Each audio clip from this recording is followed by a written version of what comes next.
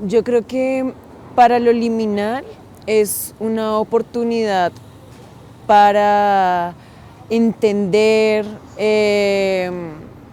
transformar y comunicar de otra manera esto que el informe de la verdad nos pone sobre la mesa, que es la violencia en nuestro país, las víctimas. Significa también un reto porque también siento que este informe de la Comisión de la Verdad también puede estar en la liminalidad, porque es como que está justo en ese proceso en el que estamos en este proceso de la paz, pero aún no está completamente declarada y aún siguen pasando un montón de cosas y ya pasaron un montón de cosas atrás.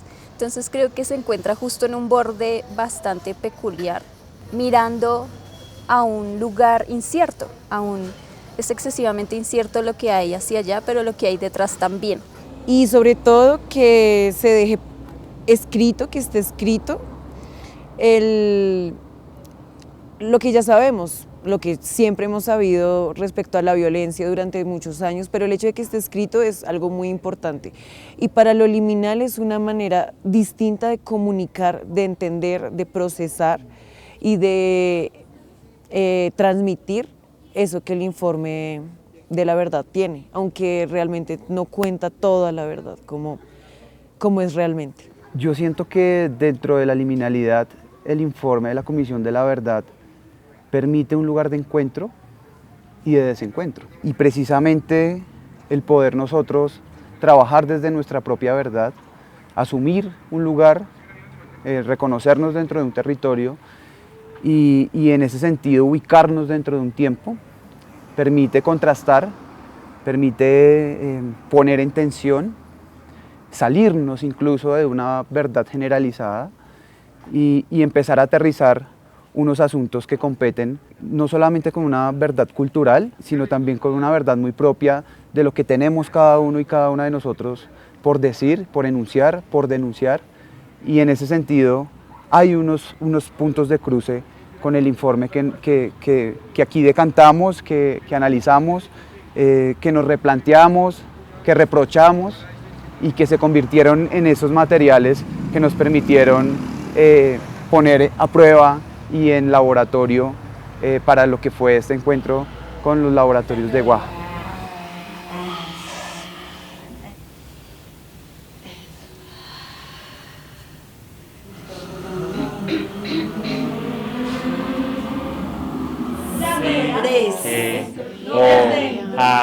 Nos han enseñado toda la vida a hacer. Este es un proceso que arrancó hace un año anterior a la relación que tuvimos con el proyecto de ponencias performativas con Guaja. Dentro de ese año nosotros partimos, digamos que de una noción general que es precisamente que entendemos desde nuestros cuerpos por verdad. A las mujeres nos han enseñado toda la vida a hacer enemistades. Por eso a veces una no sabe cómo acercarse a otra mujer para ser amigas o simplemente para hablar. En esta relación con el cuerpo empiezan a aparecer también unas relaciones plásticas desde, digamos, un sentido cultural general que nos ponen en tensiones, en relaciones, pero cuando vamos al informe y cuando ya empezamos a sumergirnos en qué nos propone el informe de la verdad, desde dónde lo están tomando, pues empiezan a aparecer otras materialidades, otras relaciones con el cuerpo, y en esa relación de un relato contado en una temporalidad, digamos, en un espacio-tiempo, distinto al nuestro, distinto a nuestros propios lugares de enunciación, ahí empezamos a generar como esos cruces, esos puentes. Entonces ahí empiezan a aparecer como varias nociones que se convirtieron también como en puntos de llegada o en puntos de cruce o en lugares de escape y que en los laboratorios empezamos como a definirlas y a decantarlas. Aquí surgieron como varias preguntas que durante el proceso se fueron aterrizando cada vez más. Tener que amenazar a alguien para que ayude a otros. Espere, le cuento. Yo vendía ganchitos en el bus. Pues saliendo del pueblo me encontré con una vieja amiga. Ella estaba toda sucia, llevada, como si llevara días durmiendo en la calle.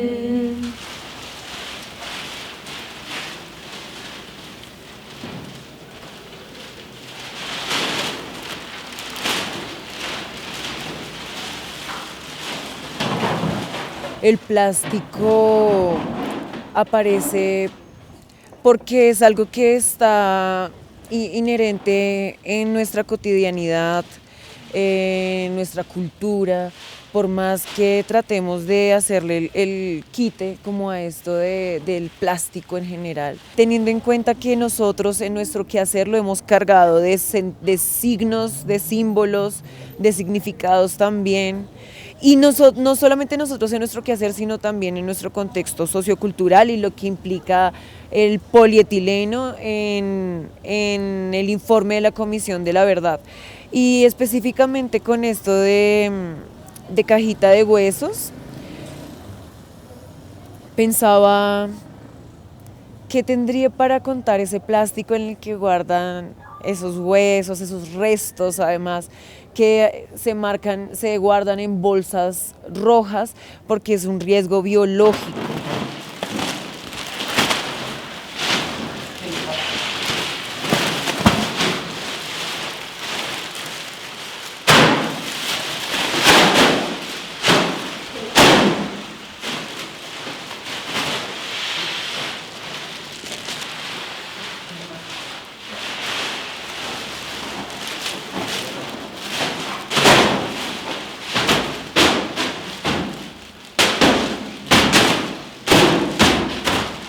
Es muy difícil quitarle ese signo que ya tiene a la bolsa, entonces nosotros tratamos de empezar a transformar el elemento, de jugar con él, de ver cuáles son las posibilidades que tiene, además de lo que se usa, para lo que se usa comúnmente.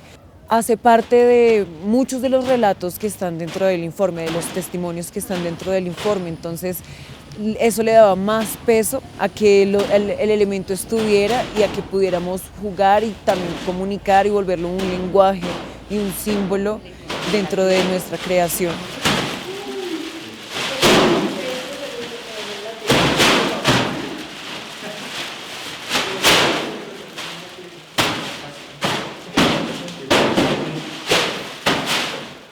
Ya como hablando del plástico, que me parece también que es como un tema muy interesante en nuestra propuesta, creo también que en los testimonios aparece constantemente, es como un grito herido, es como que está ahí presente, y creo que también es muy importante hablar sobre la vida que los materiales tienen y que van poco a poco surgiendo a través de estas necesidades. No sería lo mismo este papel mantequilla en el que estaban envueltos los huesos de Florentino si esto no hubiera sucedido de esa forma. Seguramente ese papel mantequilla no tendría ese sentido que tiene ahora y ese símbolo que recobra debido a este testimonio, ¿no?, que cuenta Socorro y que cuentan muchas madres y muchas víctimas. Y creo que estos materiales que aparecen en la Comisión de la Verdad, y son muchos, solamente nosotros abarcamos uno, son muchos, recobran este sentido y esta vida gracias a eso que sucedió. Y también yo siento que cuando nosotros tomamos el plástico y fuimos, lo buscamos, lo compramos, no era el mismo plástico que inició a cuando terminó la ponencia. Entonces yo siento que hablar también de esta vida que cobran los materiales es muy importante y es fundamental también como una experiencia y también como una forma de entender lo que nosotros vivimos en la ponencia y lo que vivimos también en los laboratorios de Guaja y los que vivimos también en nuestros propios laboratorios. Siempre los materiales de cierta forma están ahí. Aun cuando hicimos este laboratorio en el que solo usábamos nuestros cuerpos y las voces, ahí también había una materialidad constante que estábamos movilizando y proponiéndole a los demás.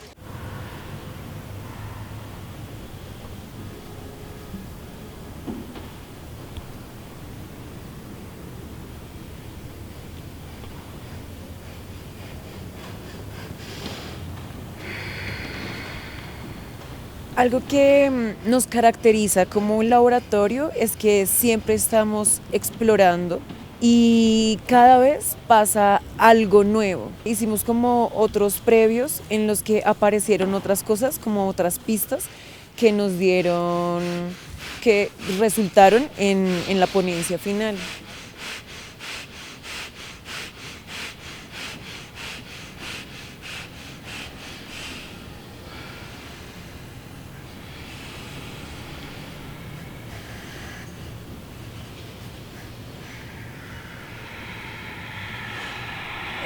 Eso de regularse es una característica muy de las mamás, en general de las personas que maternan, insisto. Tratar como de regular, de orientar, de guiar. Y eso fue algo que pasó, que estuvo muy latente en mi cuerpo en ese momento en la ponencia y en los otros laboratorios en los que hemos estado haciendo, como un poco la razón, como poner los pies en la tierra. En el caso del informe de la Comisión de la Verdad es directamente con las mujeres de Soacha que están en este proceso de encontrar los cuerpos de sus hijos y de enaltecer la memoria y que no haya un olvido. Entonces, en ese momento yo sentía, además porque estábamos dentro de unas bolsas, la sensación de ahogo, la sensación de asfixia, pero también tenía en mi mente como tengo que aprender a regular, tengo que regular mi respiración en este momento. Un elefante blanco. ¿Un elefante blanco? Ah, como los de somos como un tren.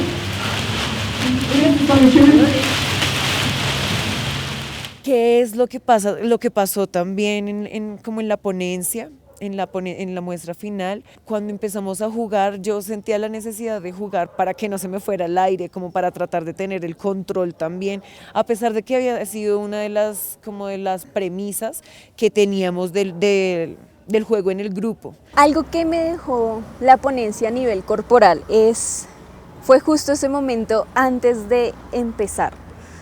Creo que suele suceder que uno en este campo, cuando estás preparando algo, falta un marcador, alisten, falta esto, que falta la tela, la luz, están bien ubicadas las cosas, sí, que falta, pongan esto, pongan lo otro, y estás todo el tiempo moviéndote tan rápido, que ese momento previo, justamente ese momento en el que nos detuvimos y cada quien entró en su plástico, y creo que fueron 30 segundos en un tiempo universal, pero en mi mente fue como, no sé, 3 horas, yo lo sentí muy largo, pero no sentía como un dolor corporal, sino que pensaba todo el tiempo en cuánto tiempo han estado esperando las personas recibir una cosa, una simple cosa que pueda decirles del todo que ya perdieron a sus familiares, que por fin pueden decirle adiós, como que nuestra mente pueda aceptar que ya no están.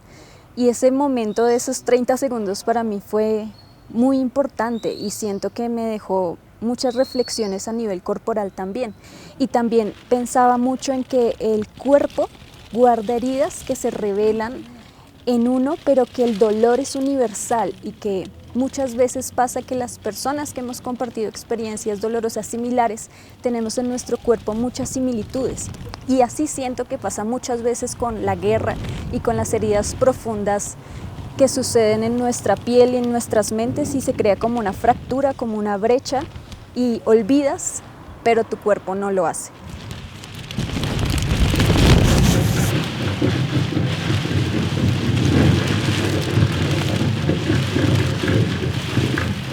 A mí me surgió, digamos que me dejé abrumar bastante por el tema del sudor. Entonces yo estaba dentro del elemento, dentro de la bolsa, y el estar, digamos que habitando ese sudor que me empapaba todo el cuerpo, también fue un lugar que me puso a pensar en los ríos, que me puso como en relación de lo líquido. La materia produce también, digamos que unas reacciones físicas, digamos muy propias del cuerpo. Por supuesto la respiración tenía que ver, pero la respiración no fue digamos que el lugar en el que me quise quedar, sino un poco más en qué significa el sudor y tener como piel una bolsa y perderme dentro de una bolsa y un poco fluir con lo que estaba sucediendo en el interior. Entonces hay una pregunta también por el interior y el exterior, con ese lugar de fluidez que permite también el cuerpo.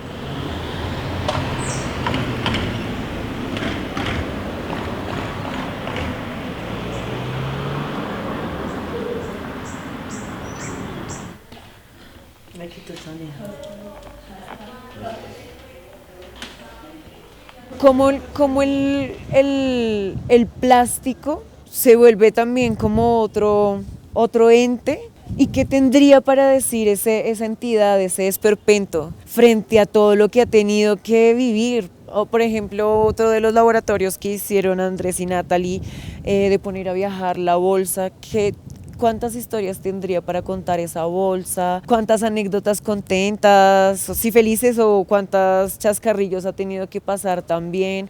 Y que no vamos a poder saberlo porque hasta que otro humano no le carga de sentido, pues, o del símbolo, no va a tener una voz ese material. Entonces esas preguntas terminan permeando y termina convirtiéndose en un laboratorio de múltiples interpretaciones, donde era parte de nuestro interés que en este proceso de relación con Guaja no encontráramos unos lugares cerrados de interpretación de la experiencia misma, sino por el contrario abiertos, y en esa exploración directa con la bolsa que decidimos y que pusimos en tensión y que en laboratorios decidimos quitar por completo y quedarnos con la sensación, hubo ese contraste también con lo que tenía por decir otro o otra.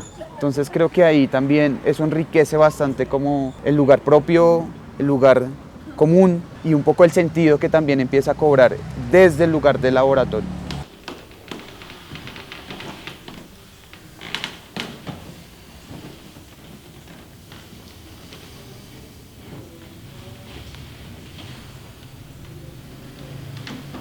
En este momento se me están cruzando así todas las personas que hicieron parte del laboratorio, y es supremamente valioso como cada uno y cada una, digamos que define unas coordenadas de acción, establece su propio horizonte de sentido y es rebelde ante eso. También desde un lugar como muy sincero de la vida, sentí como mucha sinceridad a los contextos, como mucha verdad en qué decido decir, en cómo trato los materiales, en eso que realmente con qué me está confrontando, qué estoy relacionando acá, qué estoy preguntando. Los laboratorios colectivos me permitieron también llenarme, como de dotarme de herramientas, dotarme de un poco de instrumentos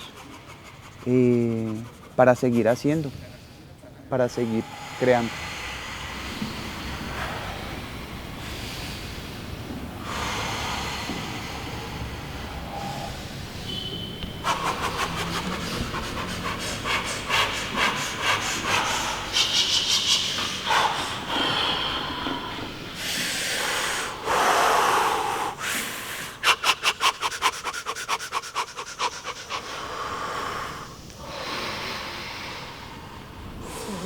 Yo creo que en esa pregunta que nos haces está justo la característica de la liminalidad.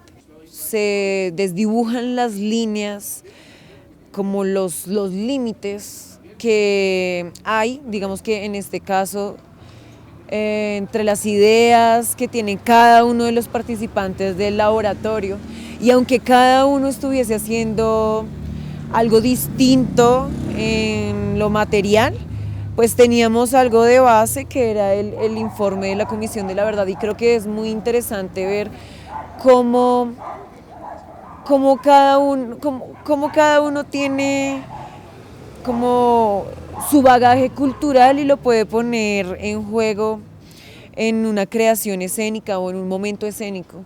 Cada uno tiene como una huella, unas cicatrices, unas historias, un bagaje cultural muy interesante, muy valioso, que se pone en juego, y lo ponemos todos al mismo tiempo en ese lugar y se desdibujan esas líneas, de esos límites que pone cada uno para mostrarse sincero, para mostrar la verdad que cada uno tiene. Y creo que el lenguaje de la ponencia performativa fue un lugar también muy interesante para que cada uno de nosotros, cada uno de los participantes, pudiese expresar, como, sí, sentir, ser incluso.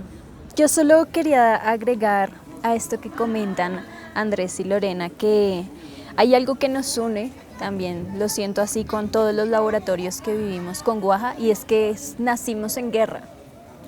Y el ser nacidos en guerra también trae un montón de connotaciones, un montón de cosas que en efecto yo siento que nos unen, y yo lo sentí y lo percibí así en los laboratorios en los que compartimos, y siento que al final, al igual que sucede en Cajita de Huesos, solo conocimos la historia de un cajoncito, de un solo cajoncito, pero resulta que en este testimonio ella dice que hay 30 cajones, entonces hay 29 cajones que aún están y que no descubriremos qué sucedió con todo esto, o tal vez sí, en su momento. Y siento que en el laboratorio sucede lo mismo.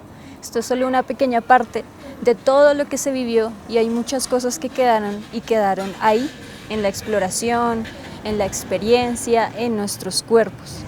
Y siento que si algo queda en esta memoria y en este registro, es como que hay un llamado primitivo en cada uno de nosotros, porque finalmente somos una manada que tenemos la fuerza, una fuerza animal para destruirnos que a veces no podemos contemplar, pero asimismo tenemos también una fuerza que podemos tomar como nuestras fortalezas y ponerla en función de la vida. También quiero agradecer esa posibilidad de poder compartirlo con otros, aún sin conocerlos, aún sin solo saber sus nombres. Y esta posibilidad de resonar, sentir y de simplemente vivirnos a través de la exploración, a través del sonido, a través de una mirada, es para mí muy valioso. Esta necesidad de poder expresarlo sin responder a una técnica, sin responder a nada de esto, sino responder simplemente al sentir, es algo que yo sí quería agradecer. Y eso es todo. Gracias. Gracias totales. No me... Muchas gracias.